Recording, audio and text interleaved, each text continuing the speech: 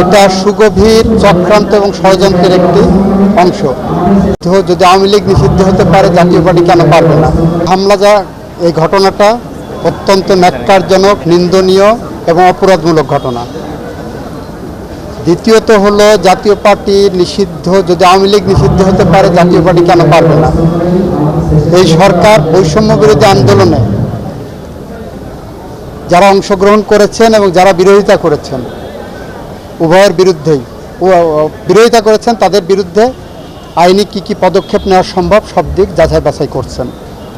জাতীয় পার্টি ৮২ সাল থেকে ৯০ সাল পর্যন্ত বাংলাদেশের মানুষের রক্তের সাথে বেইমানি করেছেন, রক্ত নিয়ে খেলেছেন।